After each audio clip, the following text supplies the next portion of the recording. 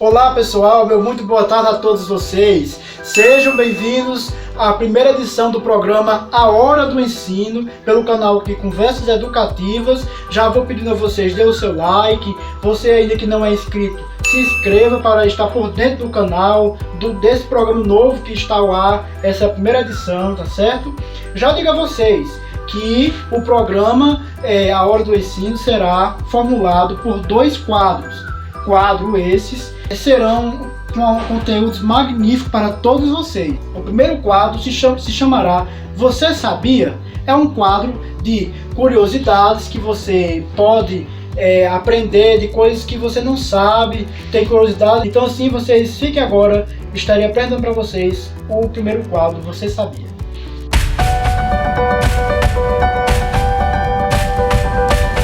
A pandemia de gripe, que começou em 1918, foi uma das mais mortais da história. Não se sabe ao certo de onde veio essa cepa do vírus H1N1. O mundo ainda vivia as últimas batalhas da Primeira Guerra Mundial e os jornais de muitos países minimizavam os relatos da doença. Na Espanha, um país neutro, a imprensa ainda era livre, dando a impressão de que mais casos ocorriam lá. Quando o rei Afonso XIII ficou doente, a pandemia estava batizada de vez: gripe espanhola. Nessa época, como em muitas outras, pequenas escolhas fizeram grande diferença. Na tarde de 28 de setembro de 1918, cerca de 200 mil pessoas lotaram as calçadas da Filadélfia para assistir a um desfile militar. Em meio a aviões de combate, homens vendiam títulos de guerra para a multidão. Nesse mesmo dia, 118 pessoas, segundo o jornal da época, contraíram uma gripe misteriosa na cidade. O secretário municipal de saúde da Filadélfia, Wilmer Cruzen, ignorou os conselhos de médicos e permitiu o desfile. Dali a 3 dias, todos os leitos dos 31 hospitais da cidade estavam cheios. A doença matou 12 mil habitantes. A 1.400 quilômetros dali, o secretário municipal de saúde de St. Louis, Max Starkloff, agiu de forma bem diferente. No começo de outubro, poucos dias depois do desfile na Filadélfia, Starkloff decidiu fechar a cidade. O prefeito e os vereadores de St. Louis delegaram poderes de polícia ao secretário. Contrariando as objeções de empresários poderosos, ele mandou fechar as escolas da cidade, os bares e os cinemas e cancelar eventos esportivos e religiosos.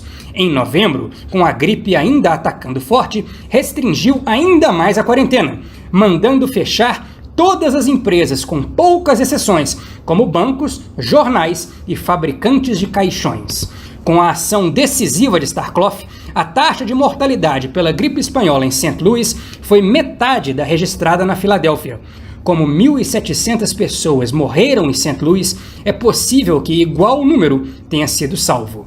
Nesta semana, no Brasil e em todo o mundo, em face do novo coronavírus, muitas autoridades, celebridades e organizadores anunciam o cancelamento ou suspensão de congressos, shows, espetáculos, feiras e outras aglomerações públicas.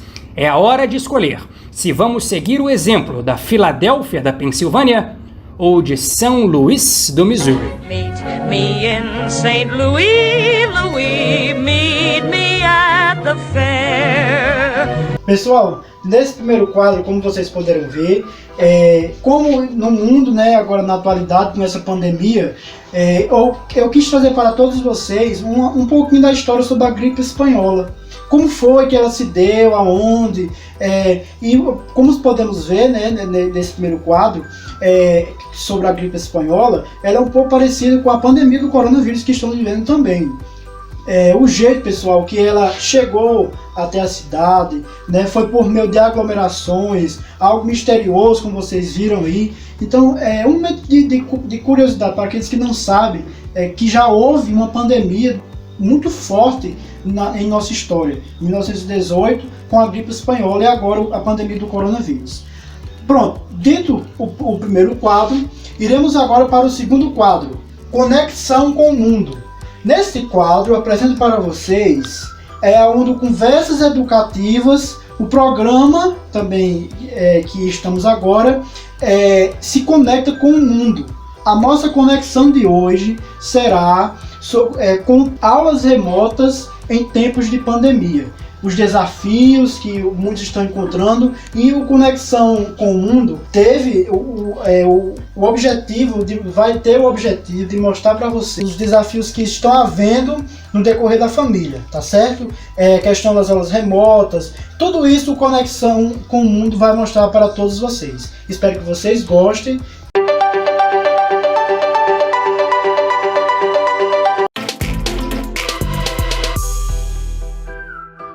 Olá, meu nome é Flávia Asbar, sou professora de Psicologia Escolar do Departamento de Psicologia da Unesp de Bauru e gostaria de compartilhar com vocês uma reflexão sobre educação em tempos de pandemia.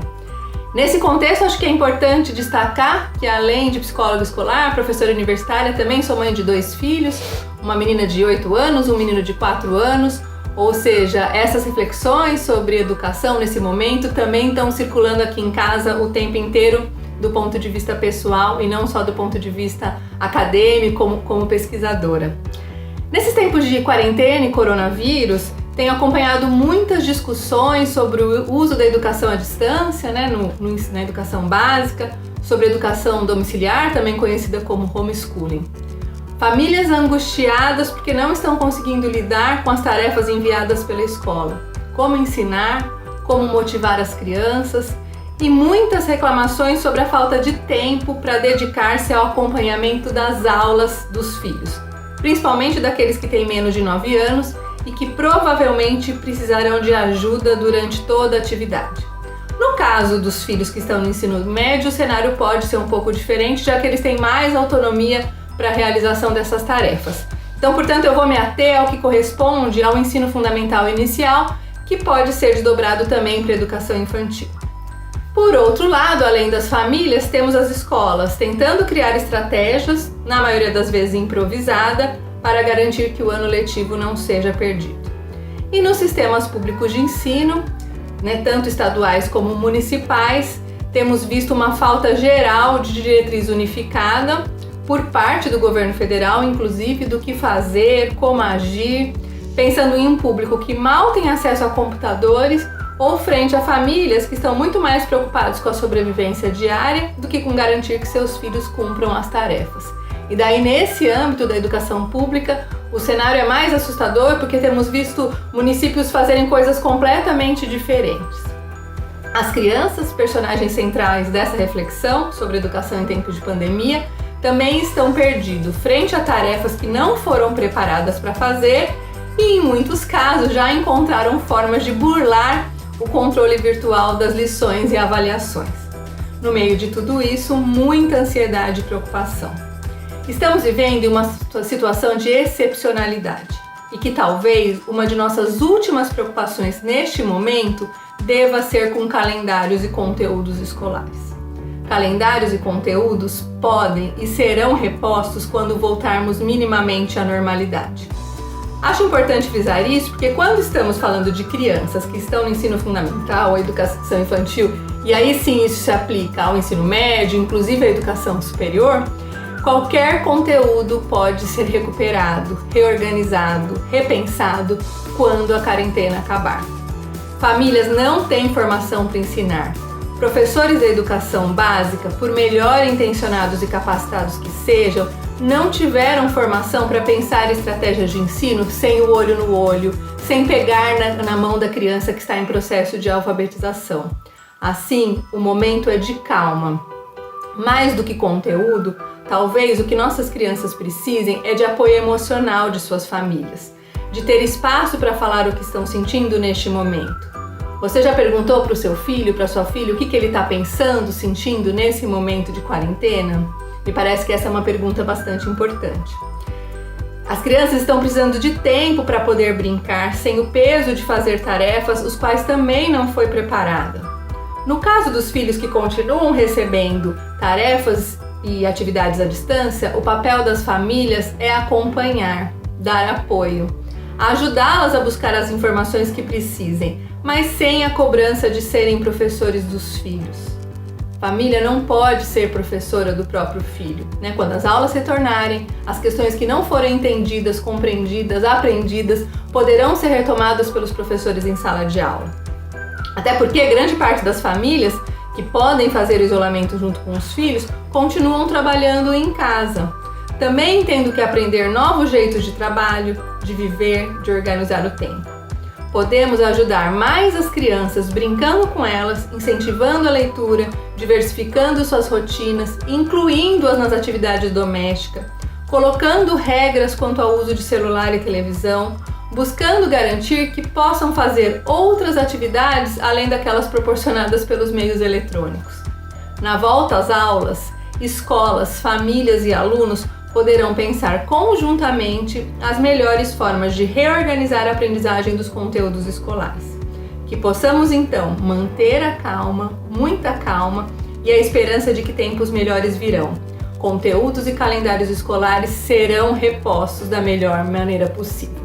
Muito obrigada, um abraço.